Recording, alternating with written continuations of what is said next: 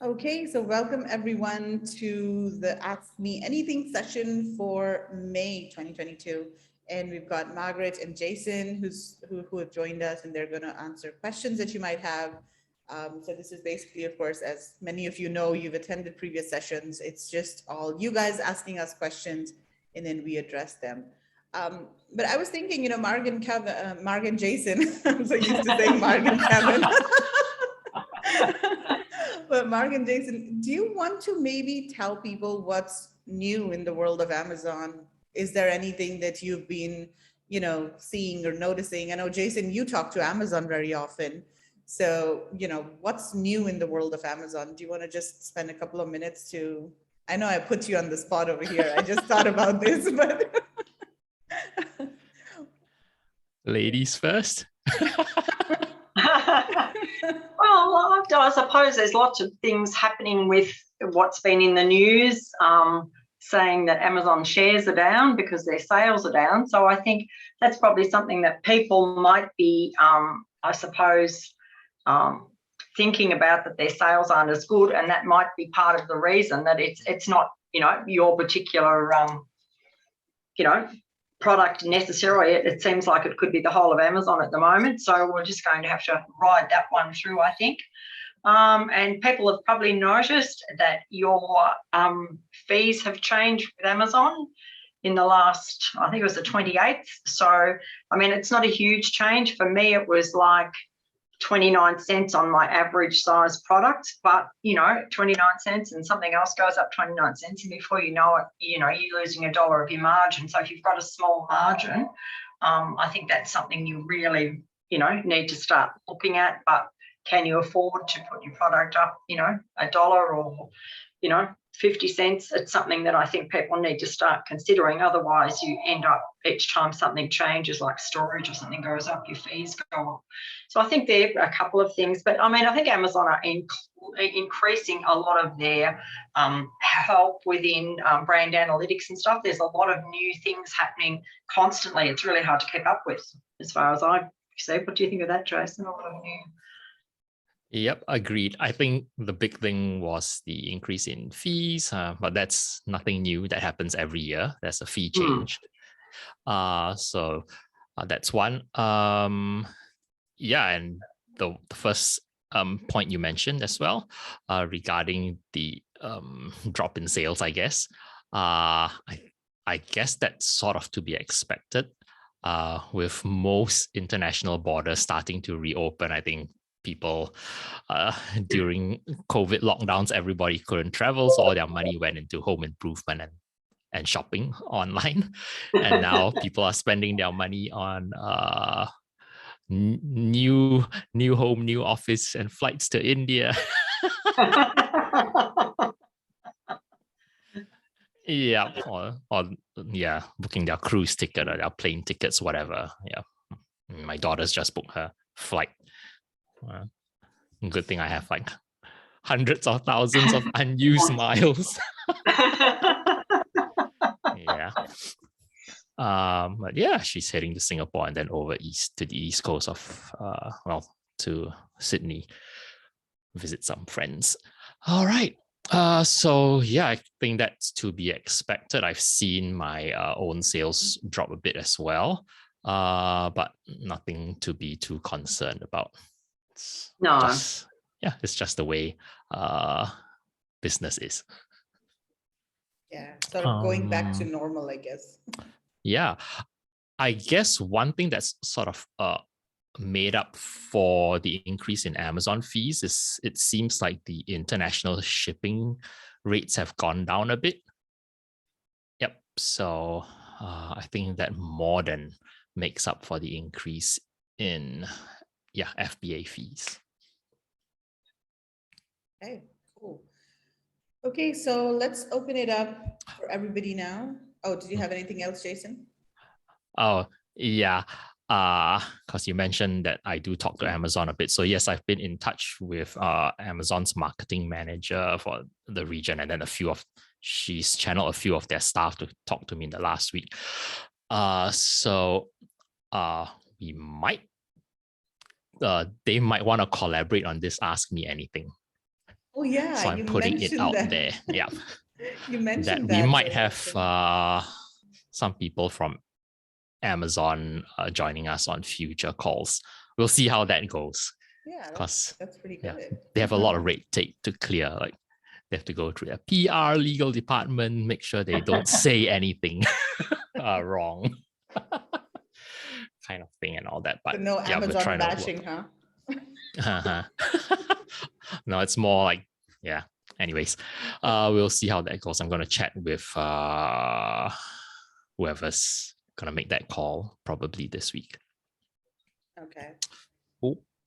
So let's see if there are any questions. iPhone is asking, does the PAC Replans model work for Amazon.sg? Keepa doesn't work on Amazon SG. What's the alternative? Okay, so that's two different questions. So I think both are related to selling on Amazon Singapore. Quick question, iPhone. Yeah. We're talking to a phone. You iPhone, turn on your video, please. Do you currently sell on any your own website or retail brick and mortar store or any of the Amazon marketplaces?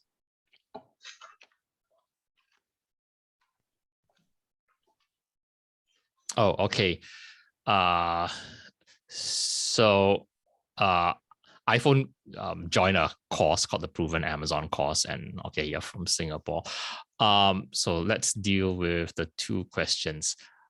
The Keeper question, well, for those of you who don't know, Keeper is a software that sort of tracks bestseller rank on Amazon and then extrapolates that to estimated sales. Essentially, it's called Keeper because if you're a shopper on Amazon, you can keep track of a product's price and then get an email or phone notification if the price changes. Then you can go in and buy your thing. So that's how it started. But most software does not work for Amazon Singapore because it's such a small marketplace. So that's one. Is there an alternative? Not that I'm aware of. And the reason, to be frank, why I'm not aware of any other software is because I don't really bother with Amazon Singapore. I'll explain why in a bit. Your other question, does the PAC Replans model work for Amazon SG? Depending on what you define as the replenishable model, I think the Proven Amazon courses Replans model is essentially selling something that you can source over and over again. So if you're talking about doing arbitrage, which is what I think the PAC primarily deals with, like for them going to Walmart, buying a $2 pack of Kellogg's cornflakes and then selling it for, let's say, $9 on Amazon. No, I don't think that will work in Singapore. And the reason is because in Singapore, everybody lives literally 5 minutes away from a supermarket. So they're not going to go into it's not like in the US, you live in the middle of the country, like my sister, 2 hours from anywhere. She lives on 21 acres. And she might need to drive 2 hours to buy like certain grocery items. So she'd rather just pay more and order on Amazon and have it delivered to her next day. Whereas in Singapore, you're not going to pay 3 to 5 times more for an item on Amazon when you can literally get it 5 minutes down the road.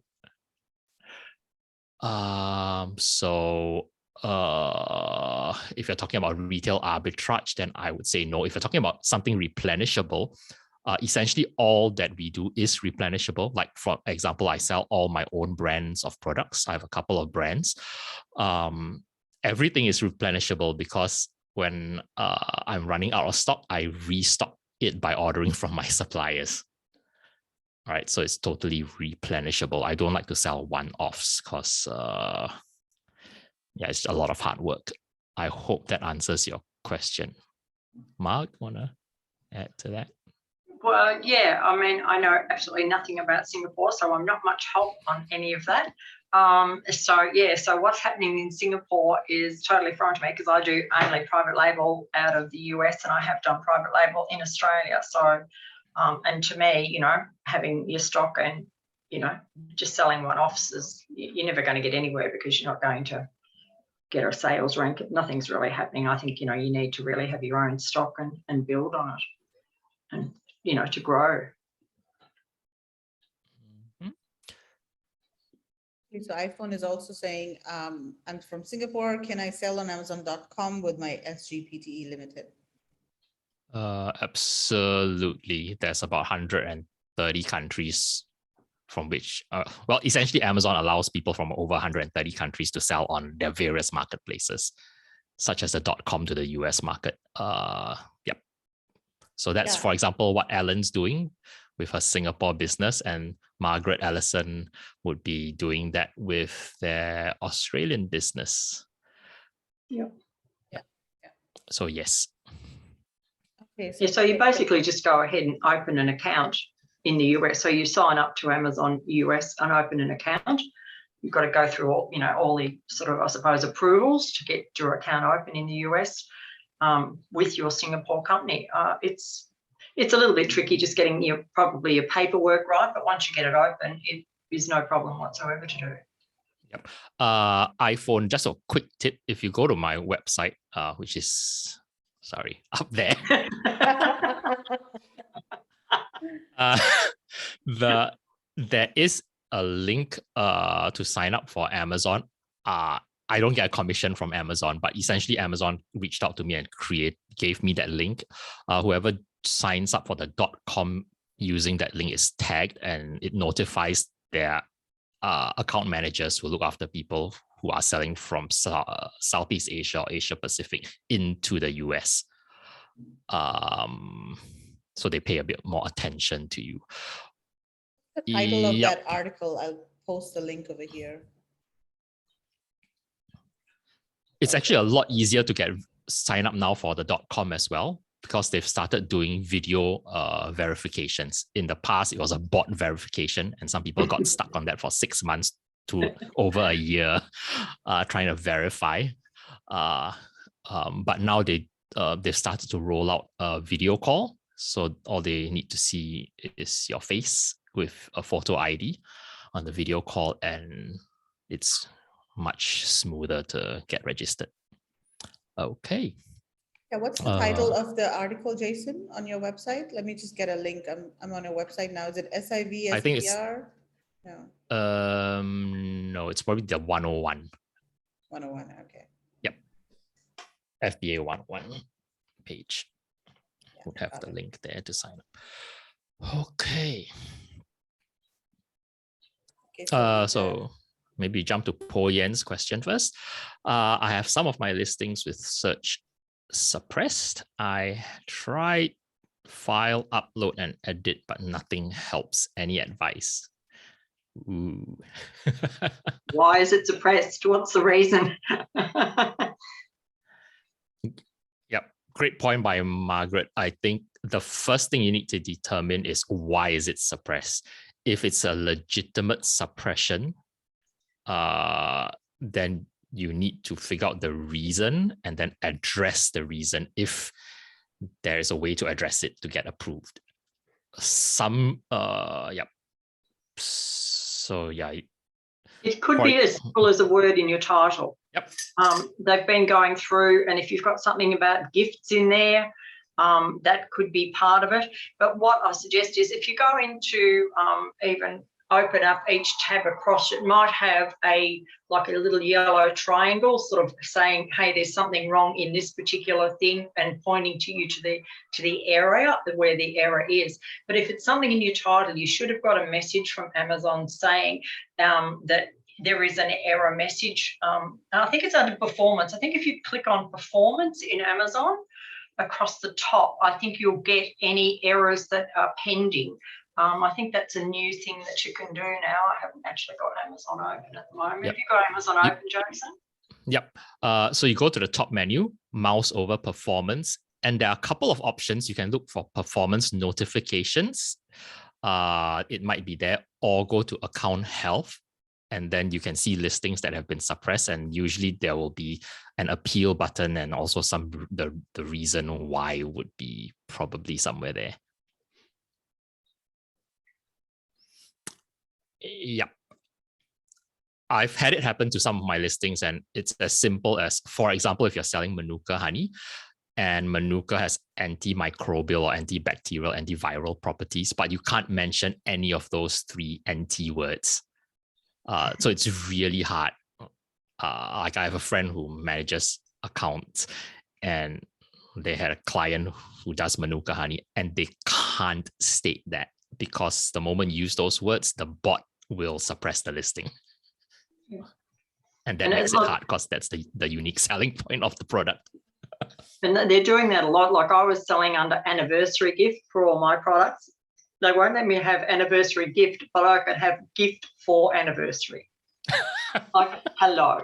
Like, yep. Tell me what the difference is, but if you change it around, it'll, they'll just unsuppress it in 5 minutes. Yep. So you've just got to try and nut out what it could be. But they usually give you some sort of a clue. They usually tell you what the reason is in those new areas of performance. Okay, hope that helps. Want to take iPhone's second question? Is it possible to do I had tried Replans model on Amazon.com from Singapore? What are the potential challenges? Sorry, iPhone, maybe you want to define what you understand or you mean by the Replans model? Yeah, and then we can address that question. Yeah, so just specify that really clearly what you understand or mean by Replans. All right, and then let's move on to Craig's question first. Yep. Can you give an example of how you make your product page more attractive to consumers? Okay, there are a few things. So before even the product page being attractive, I think it's making your thumbnail, what shows up in the search results, attractive enough that people would want to click. So for me, typically that's doing a coupon or a deal. A little trick that I usually teach people in my class is for my first image, I usually do a portrait format, a tall image, not a square. I've never seen anyone else mention that, but I do that because 80% of people shop on the mobile app. And on the mobile app, if you actually have a tall image, it occupies a lot more screen real estate. So like I can knock off like almost another listing because my image is so tall that it just spreads out vertically on the mobile shopping app. So it's a lot more takes up more shelf space. Now, how else do I make it more attractive? I think there are different types of consumers. For example, I don't like to look at pictures and I don't like to watch videos. I like to read, but I understand I'm not the majority. I wish everyone read, Jason. They might actually read what I'm selling and not order and say it's too big or it's too small. I'd love it if everyone read my listing. I'd love it if everyone would just read the signs. Sorry, too much other jobs where everyone doesn't read and then they complain about stuff. Yeah. So, but you have to cater, like different strokes for different folks. So do your images, then also do the video. You can do 6 images and a video or 9 images. So I would say do 6 images or so and then 1 video. And then the way you write your text. So I use the different sections differently. For the bullet points, I try to cater to people who like to skim. So I try to keep them short, sharp, to the point. And then the description and or the A+ content, that's where I elaborate a bit more for those people who want to know more details. As I've mentioned, the price. So I try to make it attractive. and I try to put in a coupon or a deal. And the reason that there's twofold. One is because there's that either bright green or sort of like a dark red tag, so it stands out. And the other thing is when people see that there's a deal going on, there's usually time pressure associated with that psychologically. Like, if I don't buy it now, what if the deal is gone tomorrow? So a bit of a push there. What else? Because I have a couple of brands of complementary products. So in my A+ content, I always use the module that's called comparison table so that I can cross-sell my other products. What else? If you have like 2 or more products in the same sort of niche, I also always advertise against my own listings. So if like I sell a soap and a shampoo and a moisturizer, then I would advertise my shampoo and moisturizer on my soap listing. The reason for that is if you go onto Amazon, you will see like just under the buy now button, the buy box, and under the bullet points, there will be sponsored display ads. And if you do not occupy those, then somebody else will occupy those. So that's like having your sales funnel, but it's leaky. So I try to plug those leaks. So no matter what they click, they end up buying something that I sell. What else? Sometimes in some of my listings, I try to engage people's senses. Like I wrote a coffee listing for a client once, so a few coffee listings. And so I tried to put myself in a buyer's shoes, like what does somebody look for when they want to buy coffee? So evoke the things that evokes the senses, like the aroma, the sense of smell, the feeling you get when you wake up in the morning. I tried to describe that. And then because the coffee was from Kenya, I tried to evoke like some kind of experience, like imagine waking up in the misty mountains of Kenya or whatever, in Nairobi, blah, blah, blah, to the something aroma of blah, blah, one of the, yeah, you get what I mean. So that kind of thing. So try to engage with people's senses. The other thing that's very common is don't just state facts, but tell people about the benefits. That's actually quite different. And also if you sell something with some technical specifications, do try to write it in layman's terms. That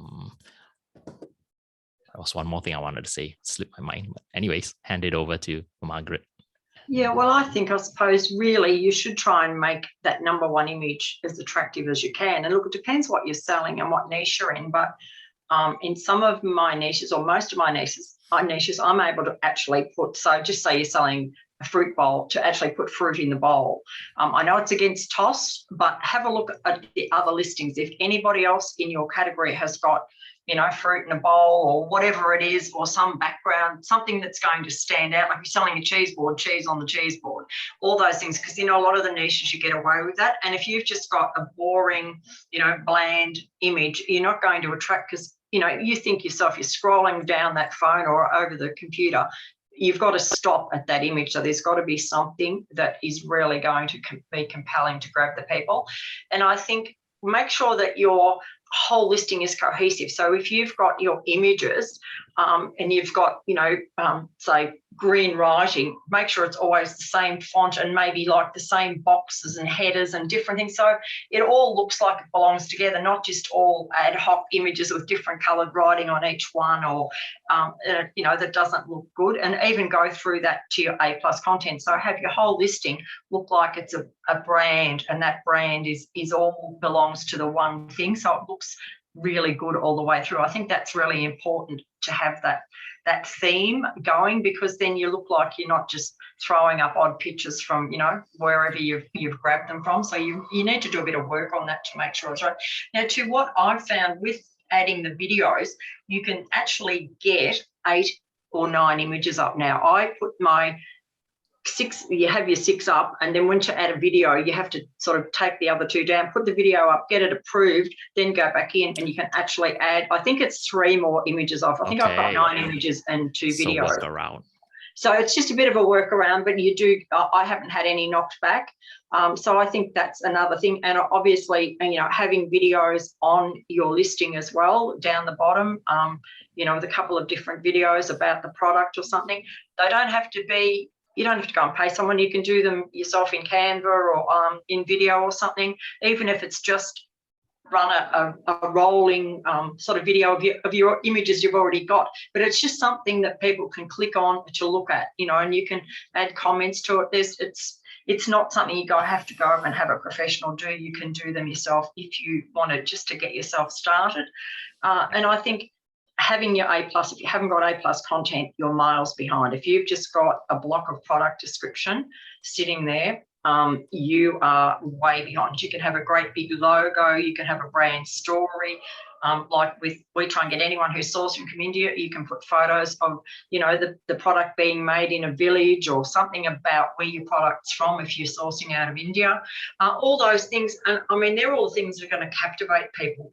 You've got so much competition, you've got to try, and particularly if you're doing something, say, out of India against China, well, you can add all these great images about the country. People aren't going to really run images of, China, sort of, people making anything on a machine or a factory or something. So I think, you've got to take every opportunity that you can to just get as much information. And like I have, 9 products in one brand, and they all frequently sell together. So I find once you can get them selling together, your 3 products show up together. So then in my A+, I have an image of all my products that I sell in that brand. And I've even now started cheating because I've got 2 brands, and I've actually put photos of my products from my other brand in there as well, and they've never taken them out. So I just put all the information that I can in there because I'm paying for that. I call that my real estate, and I'm paying for that. So I want to use every tiny scrap of it I can, and then have a storefront up and running. Even if you've only got one product, people say to me, I can't have a storefront, I've got one product. Yes, you can. You can put up one product. You can fill the whole front screen with images, stories about it. You can write a brand story about how you started off, where you live, anything. I mean, you can make a storefront out of one product, and you can put very sneakily some images of anything else you think you might sell one day with coming soon. You don't have to tell them when it's coming soon. It could be next year. I've done that a couple of times and just put coming soon in on another screen, not even having the product on its way, but it looks like you're a business. You don't look like you're just selling this one, sort of product. So I think it's just spending a bit of time, and it's worth, a lot of time, because that's your whole way of selling. It's not, people aren't going really, unless you're paying and driving traffic to Amazon. It's the only chance you've got is those eyes flicking down that page on your computer or on your phone. So you've got to grab them really quickly. And I think, pick up something that's going to say, if you're selling an eco-friendly product, you're probably going to go into the greens and those colours. But if you're selling, I don't know, something for, a mother or, a baby or something, go into more of the colours that suit what you're selling. Think about what you're presenting, and do everything sort of so it's all cohesive together. So I think they're probably, the main sort of things that I find it's really important to do. Got any other ideas? What else? I'm just trying to think what else I do. Oh, come on. I'm thinking, with the little videos you put up. God almighty, I've got a brain drain here. Come on, Jason, you put them up and they come across the bottom. They're like a video. TikTok. Like Q&A kind of thing? No. Video review? No. It's a new Post? service. Posts, that's it. Amazon posts. Yeah, that's it. It's a new that. And so do those as well. And they're really good because you can put as many posts. And if you've got 2 brands, you can have them all showing on each brand. So I find across the bottom of every product, all my products from both brands run across the bottom because I've got lots and lots of posts running, and it'll usually fill right across the bottom of the screen. So when you're in my listing, you see a lot of me because Amazon are great at showing everybody else who's selling a similar item or a similar priced item or something that's in 4 stars in the same category. So they're constantly trying to send everyone away from your product. They look at it, and Amazon have got 50 other things that you can go and buy off that page. So you've got to try and get as much of your brands on that page as you can, I think. So, you just got to fill it up as much as you can with anything you can think of for your product, or do display ads across the top of a page with all your products in the display ads, things like that. I think you've just got to make the most of your, few glances. Okie doke. Okay, so let's take, okay, so iPhone has come back and says the Replans course is the most popular course in PAC.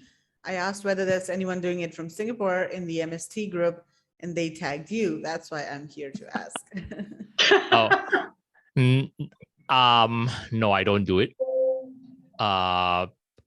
In 26, I used to do it a bit. I used to do arbitrage, and I used to do the wholesale model, which is, let's say, buying Marvel toys and then selling them on Amazon. I stopped doing all that in 2016 because I decided to focus on building my own brands only. I always tell, since then, I've always taken the position of, you don't have a business with value. You don't actually have an asset with value unless you own the brands that you sell. Otherwise, you are just flipping things. And the moment you stop flipping, you are done and you have zero value. Whereas because now I've developed a couple of brands, if I decided to sell off a brand, I could buy maybe a condominium in Singapore and then have income from the rental just by selling off like my brand, for example. That's how valuable building your own brands can be, versus just like going and buying a tin of Milo from the supermarket and selling it into the States. That's what I actually did when I was starting out. I literally bought Milo because they can't get it in the States. Or at least at that time, I had a friend was in Bible school or something in the States and in New York, and she said, the Americans have never heard of Milo, but when I shared my tin with them, everybody wanted to buy it, but nobody could find it. And so I said, hey, let me go buy Milo and ship it to the States. But yeah, I stopped doing that because to me, it just makes more sense to spend my time, effort, and money building a brand that I own. Okay. Let's take Allison's question. I have an Amazon AU account. I have 2 lots of products that I bought from Aliexpress that I want to get rid of. Can I deliver them to the Amazon warehouse in Melbourne myself to sell on amazon.com.au FBA? Okay, so essentially, can you drive up to the fulfillment center and drop your stuff off yourself? Yep. I think you can. I think you can. But I'll check. I think Luca will know, Luca Peng, because I know he does a lot with Amazon in Australia, but I'm pretty sure you can just take like 1 carton up. But I don't know how because you'd have to have safety gear and stuff to go in.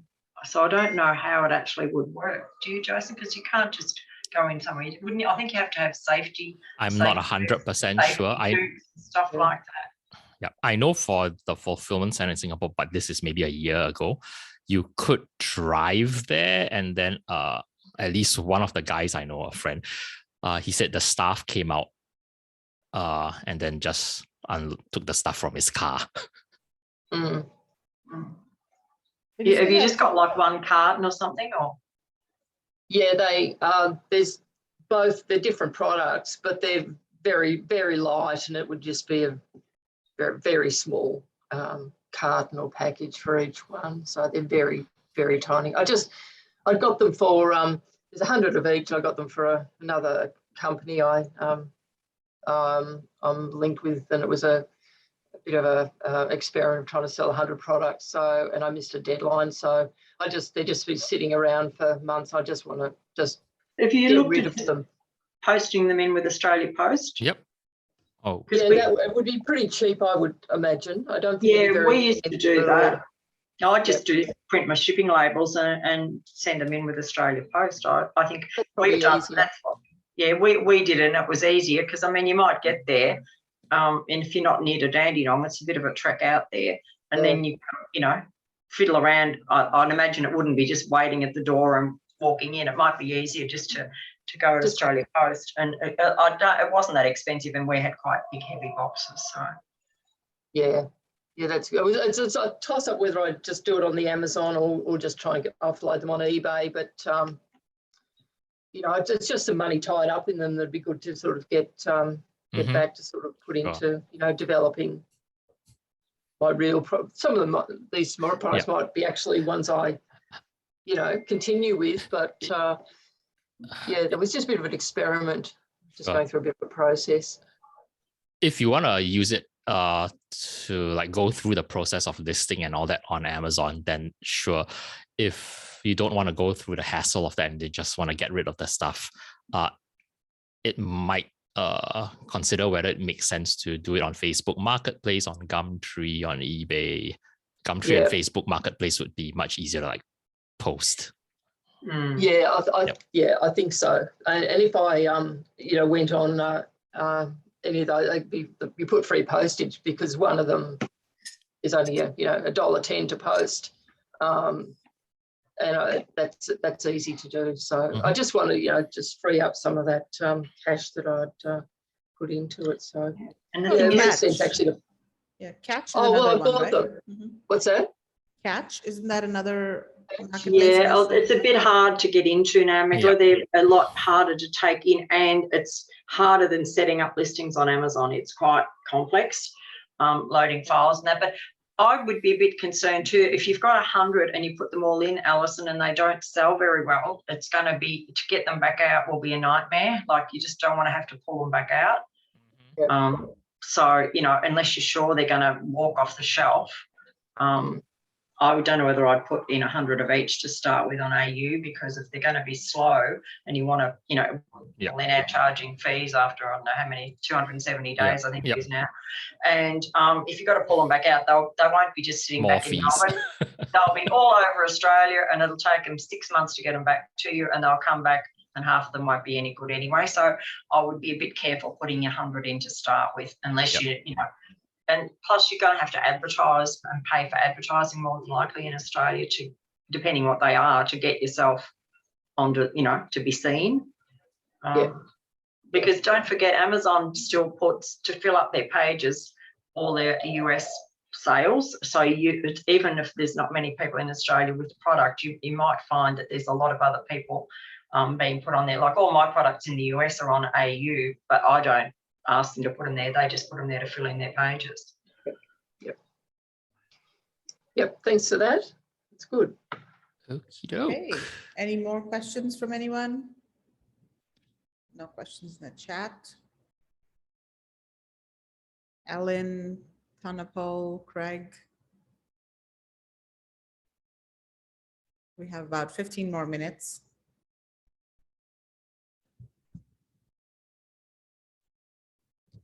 Questions, challenges?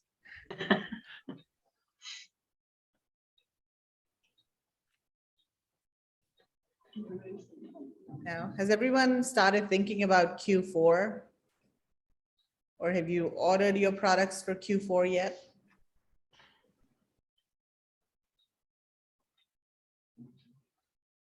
No.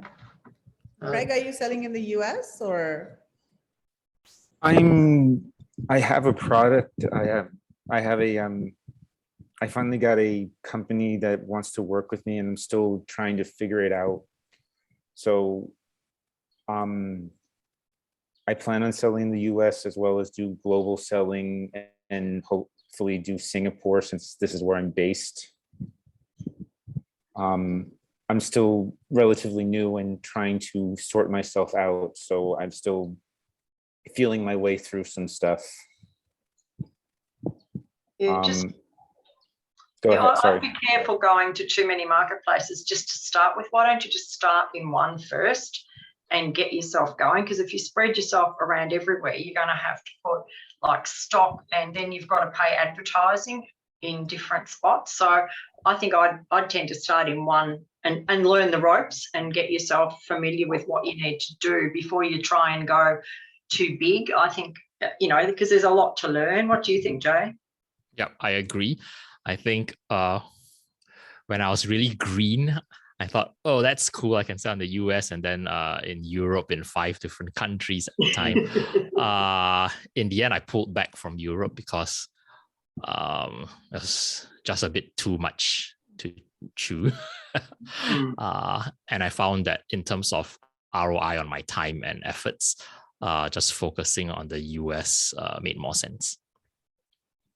Yeah, my focus is on the US. The company I found though is also here based in Singapore. So I see. so it's my biggest thing is figuring out, can I get the stuff to the fulfillment center here in Singapore and use that as, instead of paying a lot of logistical stuff to get it to the US fulfillment centers. Yeah. So how FBA works is you can't send it to FBA in Singapore and then try to get it eligible for FBA in the States. You have to send it to the States. I think there is a so FBA picking it up and sending to the States directly wouldn't work. No. Like FBA in every different region is a separate network. So yeah, if you're selling the UK, you have to ship the stuff specifically for the UK to the UK. That's the seller's responsibility, not Amazon's. The only one that works well is, but I find I don't sell a lot, is if you're in the States, you can register for Canada and Mexico. Yep. But once again, you've really got to advertise in both. And unless you want to start spending lots of dollars on advertising in each one, I wish I could get out of them. I can't find a way to cancel my Canada. If someone knows how I can cancel Canada and Mexico, I would love to. But every time I try, it wants to close down my US account as well. So it's rather tricky. But yeah, so that's another thing to be careful of, that even if you do that, unless you're spending money on advertising, you're basically selling very little because you're just not getting seen. Yeah, unfortunately, it's just from what I've seen, because now Canada and Mexico and US are considered the North American market. So they're all one account. Yeah. Yeah. So you can't close. Yeah, I have no issue with having like Canada and Mexico there on my North American account. They just sit there. I have enabled remote fulfillment, so all my stocks in the US, and then I do get some sales in Canada and Mexico, probably like a couple of $100 a month. Do you? Yep. Oh, and I don't do anything. Like I have never advertised on any of those marketplaces. Well, you're lucky. I virtually don't get maybe 2 sales a month of something in Canada. 3 sales if I'm lucky. It's very dead. Not a couple hundred of sales, but a couple $100 worth of sales. Oh, dollars. Oh, so that's maybe like 10 sales a month. I was thinking, geez, you're doing well. How do you get 200 sales? Yeah, no, I probably get about $200. Yeah, I probably get about 3 sales in Canada, and I mean probably 1 every 6 months in Mexico. And I just find it's not really, and I get hijacked because I've either got 3 people on my listing or 2 people on my listing, and then they change the title on me and all sorts of things. So I'm over it. I'd love to just be doing US, but I've tried, and I've even asked Seller Central how to do it, but nobody seems to know how you actually can untie it once you tie it up. So I'm not sure how you do it, because every time you go in to close it, it wants to close America as well. Okay, so if you find out, Jason, let me know. I will. Right. So Ellen says, I'm good, thanks. Bit out with Amazon selling now. However, always excited and refreshing myself when learning, when hearing the sharing from here, warming up myself. So I'm not too green to start listings once my products are ready. Okay, keep the engine running. Yeah. Okay, any more questions from anyone? We've got 10 more minutes.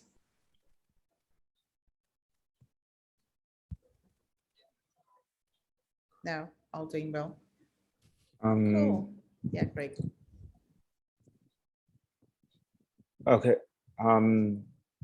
So, well, yes, I have a supplier. I'm still feeling my way out, but once you can develop your relationship with them, how do you say continue it, keep it going, and get it into a system where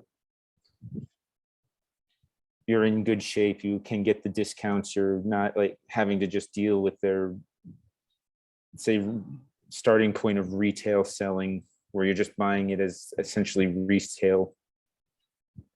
I'm sorry, maybe I have to rethink that question. Is So your Craig, are you supplier- dealing with the manufacturer? Is that what you mean? If you found it, where are you Yeah, buying them from? Is it a manufacturer? Yes, while I'm dealing with their sales, it's all under one umbrella. So I'm dealing with their sales department. Do they manufacture in Singapore? No, they manufacture in Vietnam, but they're based in Singapore. Oh, so No. Are they Yeah, a they manufacturer? have a sales office. Their sales office is in Singapore, their warehouse is in Singapore, their manufacturer is in Vietnam. So, okay. Just to clarify the scenario. So, are they the actual manufacturer, or are they like engaging with a factory to produce? No, they're the stuff? factory is under the same, it's their Okay. factory. It's Okay. it's all under the same Yep. umbrella. It's not, Got they outsource to another factory to produce it and then bring it in. It's all under, In-house. Yep. yeah. So it's their brand, right? They're selling under their own brand. Yes, I assume. they're selling under their own brand, but they're also relatively new and can also lead into private label. Okay. So are you going to private label to start with, or are you going to sell under their brand? Right now I'm working on their brand, but I also have my own business at this point. I've registered my own business and can immediately move into a private label if need be. Because you really need to negotiate, I think, to start private label. I can't see the point in starting it under one brand and then trying to change it, because you can't just change the brand, really. It's a new product. I understand. I'm saying I'm building a relationship with them to sell their brand at this point, since I'm still new, but they're also willing to move into private label stuff. They have other products not listed that are more generic and can be pushed into private label.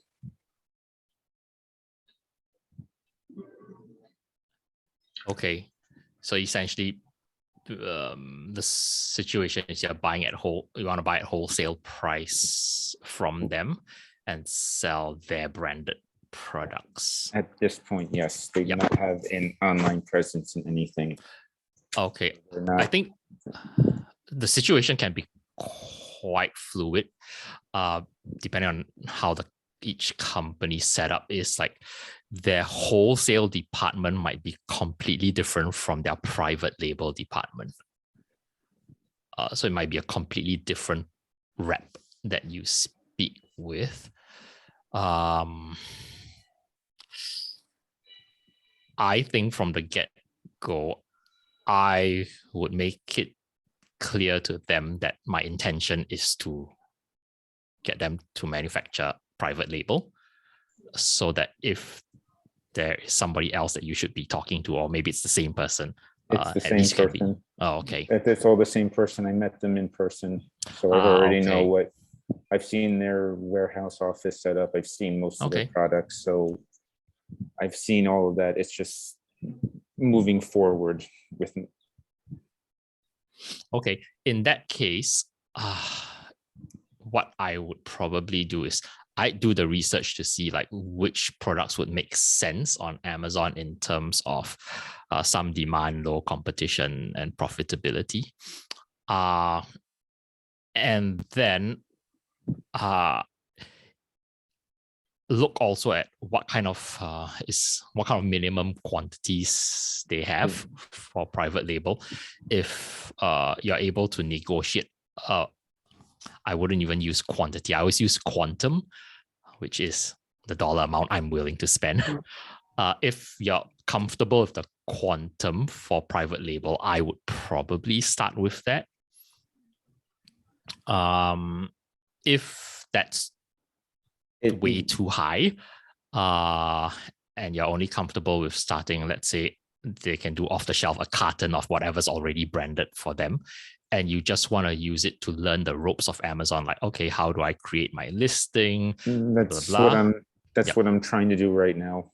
I mean, Yep. eventually, yes, private label, but right now